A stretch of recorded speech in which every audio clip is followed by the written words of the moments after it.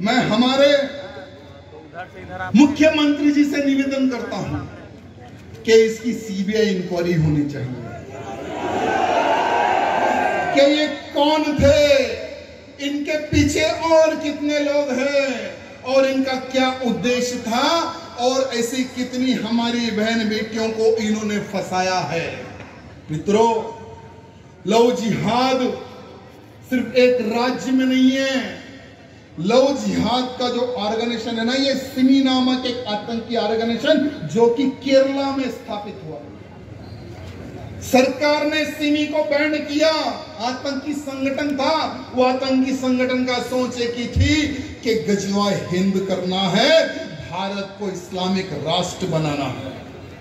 यही षड्यंत्र से लव जिहाद नामक ऑर्गेनाइजेशन खोल के हर गांव, हर बस्ती, हर राज्य में इनको काम दिया गया कि हिंदू लड़कियों को फंसाओ, इनको वीडियोग्राफी करो, इनके फोटोस निकालो और उसका धर्म बदलो। अगर ये धर्म नहीं बदलती है तो उसको ब्लैकमेल करो कि तुम्हारा वीडियो फोटो हमारे पास है, हम वायरल कर देंगे। अरे बहुत सारी लड़कियों ने तो सुसाइड कर लिया, बहुत सारी लड़कियां तो उनके चंगुल में फंस गई मेरे मित्रों। और जो लड़की विरोध करती है उसको श्रद्धा वालकर जैसे 35-35 टुकड़े करके फेंक दिया जा रहा है मेरे मित्रों। सिर्फ एक राज्य नहीं है, हर जगह पर मेरे मित्रों, हर जगह पर इस तरह का षड्यंत्र किया जा रहा है। आपके बिलासपुर में भी 13 साल की नाबालिग लड़की के साथ बलात्कार किया गया, चाहे वो 13 साल की हो या बड़ी महिला हो या बूढ़ी महिला हो। इनको एक ही एक सिखाया गया मेरे मित्रों, हिंदू लड़की का धर्मांतरण करो, बलात्कार करो, नहीं तो इसको मार दो। यही उनको सिखाया गया।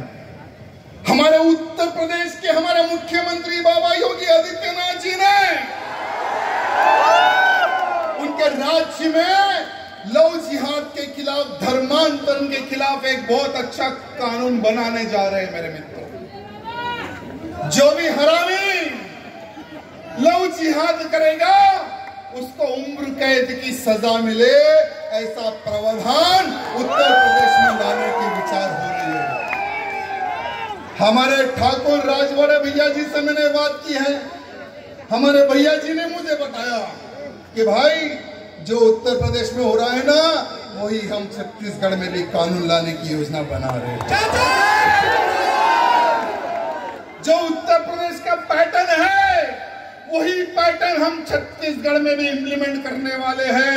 तो मैं हमारे मुख्यमंत्री जी, छत्तीसगढ़ के हमारे मुख्यमंत्री जी को छत्तीसगढ़ की जनता की ओर से, हिंदुओं की ओर से हृदय से धन्यवाद प्रकट करता हूं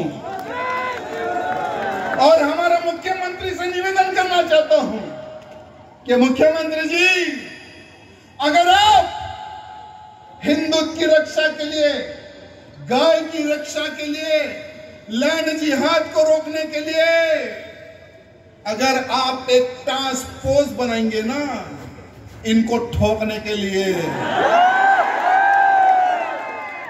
तो छत्तीसगढ़ से आपको कोई ताकत हिला नहीं सकेगी। घर बैठे आप चुनाव जीतेंगे, घर बैठे आप मुख्यमंत्री बनेंगे, ये मैं छत्तीसगढ़ के हिंदुओं से आपको वादा करता हूं। हिंदू क्या चाहता है? हिंदू चाहता है हिंदुत्व की रक्षा, हिंदू चाहता है गाय की रक्षा, हिंदू चाहता है लव जिहादियों से हमारी बहन बेटियों को बचाए। हिंदू ये चाहता है। अगर जो हिंदू चाहता है, अगर वो हिंदू को मिल जाए तो क्या हिंदू मरते दम तक क्या इस भगवे को झुकने देगा? झुकने देगा मेरे मित्रों? नहीं झुकने देगा। मेरे मित्रों, आज मुझे बोलते हुए बड़ा गर्व होता है कि हमारे देश की रक्षा के लिए ऐसे ऐसे महान व्यक्तियों का जन्म हुआ जिनके कारण ही आज हम जिंदा है, जिनके कारण ही आज हम सुरक्षित है। मेरे मित्रों, आज हमारे बड़े भैया इस मंच के माध्यम से बांग्लादेश की बात छेड़ो मित्रों। अरे ये वो बांग्लादेश है 71 में हमारी देन से ही पाकिस्तान के जुल्म से बांग्लादेश अलग हुआ मेरे मित्रों, हमारे लोगों की देन से। अरे वो समय पर 90,000 की पाकिस्तानी सेना ने घुटनों के बल झुककर आत्मसमर्पण किया था, वही दिन है मेरे मित्रों। लेकिन सोचता हूं कि हमने गलती की थी। अगर हम बांग्लादेश को उसके हाल पे छोड़ देते तो ये पाकिस्तानी कुत्ते बांग्लादेशी महिलाओं को नोच नोच कर खाते मेरे मित्रों। अगर हम बांग्लादेश को उसके हाल पर वो सन पर छोड़ देते तो एक भी बांग्लादेशी जिंदा ना होता मेरे मित्रों। लेकिन आज बांग्लादेश से हमें कुछ सीखने की आवश्यकता है, समझने की आवश्यकता है। हमारे देश का एक आर्मी, एक सैनिक भाई का एक वीडियो देख रहा था मैं। हमारा सैनिक भाई कहता है कि कुछ लोग कह रहे हैं कि जो बंगाल में हुआ, जो बांग्लादेश में हुआ, वो भारत में भी होगा। हम जिंदा है। हमारा वो सैनिक भाई कहता है कि हम खड़े हुए हैं, फिक्र मत करो।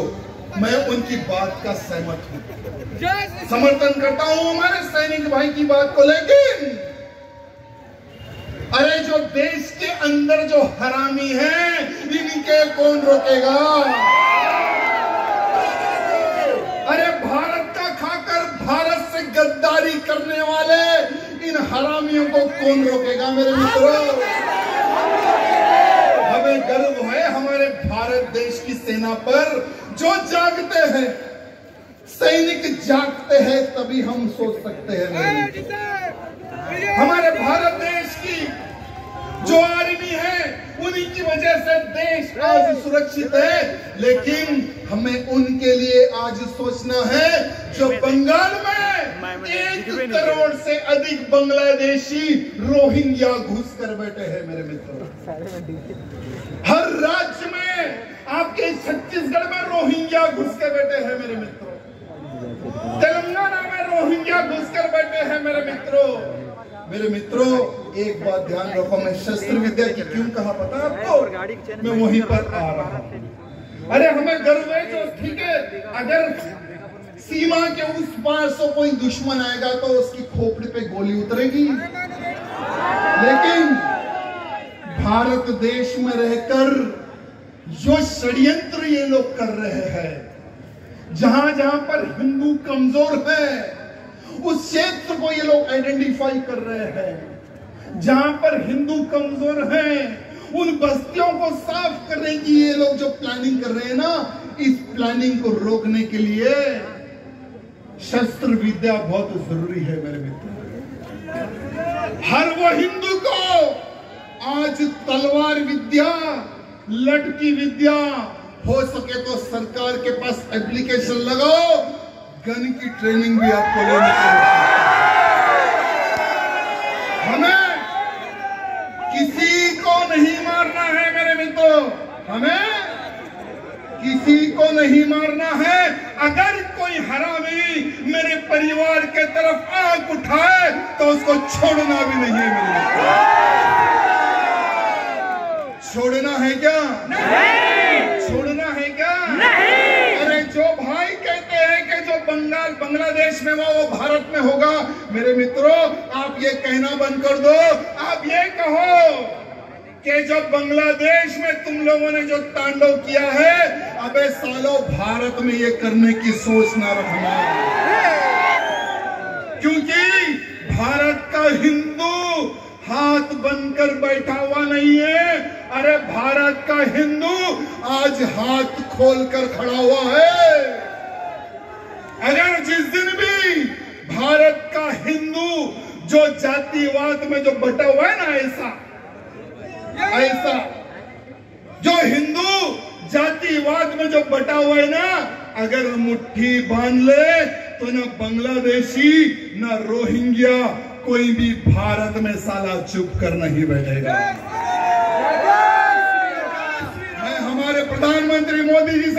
करता हूं कि जल्द से जल्द भारत देश की सुरक्षा के लिए एनआरसी इंप्लीमेंट करे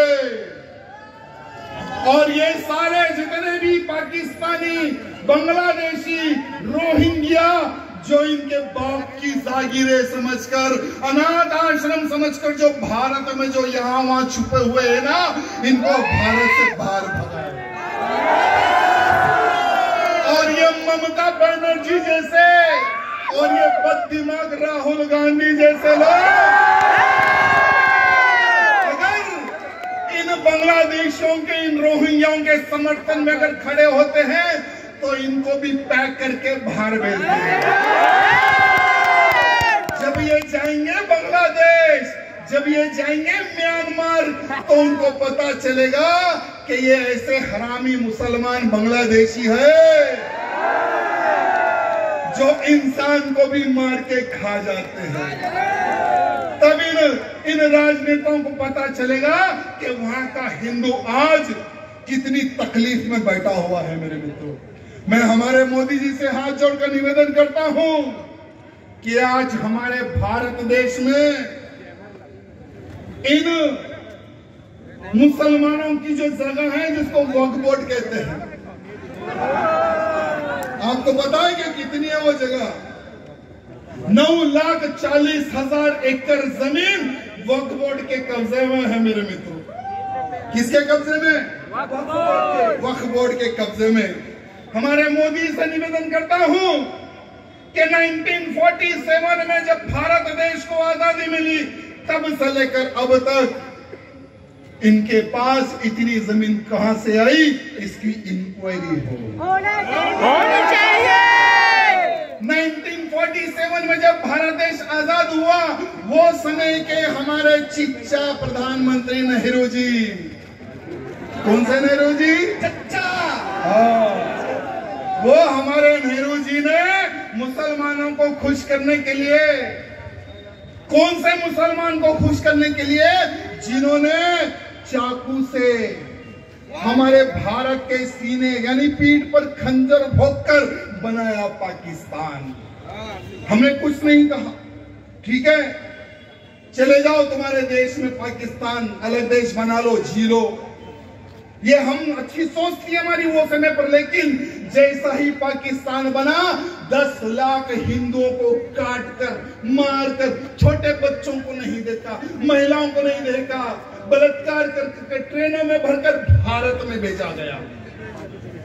ऐसे हरामियों की जमीन बचाने के लिए हमारे चिच्चा नेहरू जी ने पाकिस्तान के प्रधानमंत्री लियाकत अली खान से मिलकर एक एक्ट बनाया मेरे मित्रों, वक्फ बोर्ड एक्ट।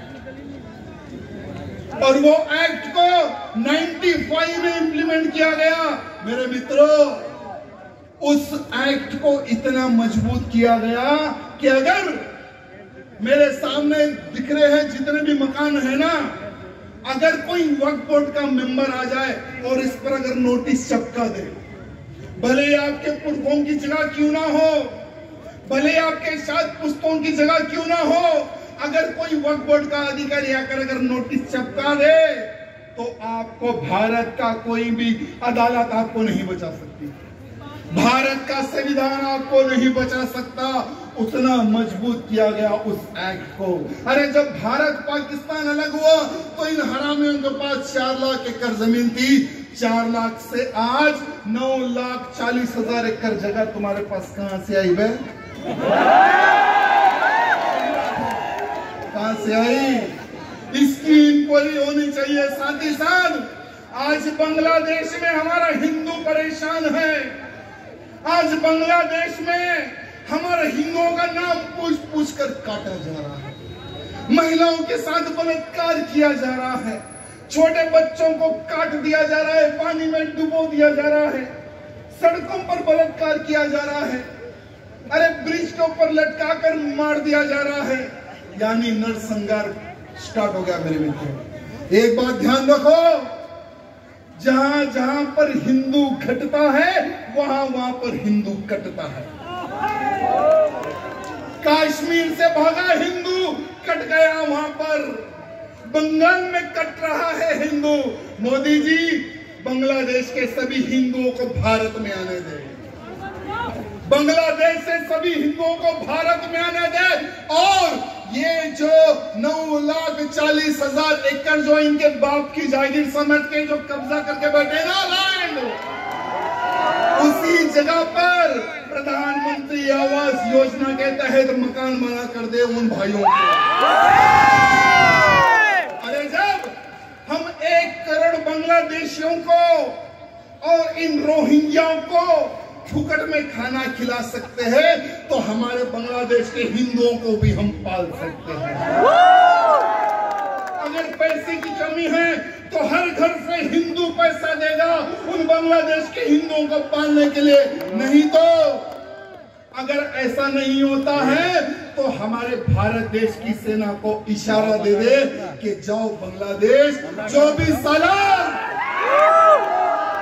भी बांग्लादेशी मुसलमान मुर्शद मुल्ला अगर हमारे हिंदुओं के तरफ आंख उठाए, उसकी गर्दन काट के भारत देश को। आज बांग्लादेश का हिंदू चीख चीख कर कह रहा है, हमें कोई बचाए, हमारी बहन बेटियों की इज्जत कोई बचाए। मित्रों, एक बात ध्यान रखो, ये हम दो हमारी दो वाली स्कीम को बंद कर दो। अरे हम दो हमारी दो वाली स्कीम बंद कर दो, नहीं तो आप कहते हो ना कि हम मेजोरिटी में भारत में, आने वाले 20 साल में आप माइनॉरिटी हो जाओगे। एक ग्लोबल इंडिया का एक सर्वे आया, 2000 यानी 1950 से लेकर और 2015 तक कितने हिंदुओं की संख्या बढ़ी है, एक सर्वे आया मेरे मित्रों, तो चौंकाने वाला रिजल्ट सामने आया। हिंदुओं की संख्या 8% घट चुकी है पूरे भारत में। कितनी? 8। और मुसलमानों की संख्या 43% बढ़ गई है भारत देश में। गूगल में मार लो, यूट्यूब पे मार लो, रिसर्च कर लो।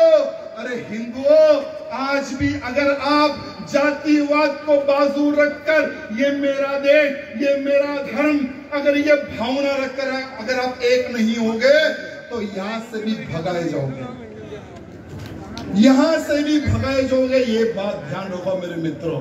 साथ ही साथ आज इस सभा में जितने भी मेरे मित्रगण यहाँ पर पधारे हैं, हाथ आगे करके एक संकल्प आप सबको लेना है। मैंने आगे कहा तो हमारा भाई ऊपर उठा रहा है। आगे का मतलब होता है एक हाथ हृदय पर और एक हाथ सामने। रेडी है? जो हिंदुत्व कार्य करना चाहता है वही संकल्प ले, नहीं तो चूड़ी पहनकर घर में बैठ जाए, कोई दिक्कत नहीं। आज से कुछ समय मेरे हिंदुत्व के कार्य के लिए दूंगा। मैं आज से धर्मांतरण के खिलाफ, लव जिहाद के खिलाफ, लैंड जिहाद के खिलाफ, गौ हत्या के खिलाफ आवाज उठाते रहूंगा। मैं लड़ता रहूंगा और जातिवाद को बाजू रखकर हिंदू हित के कार्य के लिए आगे बढ़ूंगा। आखिर में एक ही बात मैं आपसे निवेदन करना चाहूंगा, अगर आपको देश की सेवा करना है तो राष्ट्रीय स्वयंसेवक संघ से जुड़ो। अगर आपको धर्म का प्रचार करना है तो हिंदू जागरण मंच या विश्व हिंदू परिषद से जुड़ो। अगर आपको किसी गौ हत्यारे को, लव जिहादी को, लैंड जिहादी को अगर ठोकना है तो बजरंग दल से जुड़ो। बोलो भारत माता की, भारत माता की। सबसे बढ़िया छत्तीसगढ़िया, क्या बोलते हो? डायलॉग क्या है वो? सबसे बढ़िया तो इस नाम को मिटने नहीं देना मेरे मित्रों, इस नाम को मिटने नहीं देना। और जब तक जीवित रहना हिंदुत्व के कार्य पे जिंदगी। कब तक जियोगे तुम लोग? कितने साल जियोगे? अरे नहीं जियोगे 100 साल। 65 to 70, 70 to 80 तक आप राम राम सत्य हो जाओगे। लेकिन मैंने सोचा कि राजा सिंह ये तो कल तू भी मरने वाला है, या तेरी उम्र खत्म होगी या न तो साला कोई आतंकी ठोकने वाला है। तो मैंने सोचा कि मरते मरते क्यों ना मैं मेरा कर्तव्य निभा लूं, क्यों ना मेरे हिंदुओं को एक करने के लिए मैं आगे बढ़ जाऊं। तो यही उद्देश्य लेकर आपके इस छत्तीसगढ़िया में मैं बता रहा हूं। बस निवेदन है, संगठन, संगठन में शक्ति है मेरे मित्रों। बहुत बहुत धन्यवाद। जय श्री राम। फिर मिलेंगे कहीं ना कहीं। जय जय श्री राम, जय जय श्री राम। जोशीला व्यवहारिक मार्गदर्शन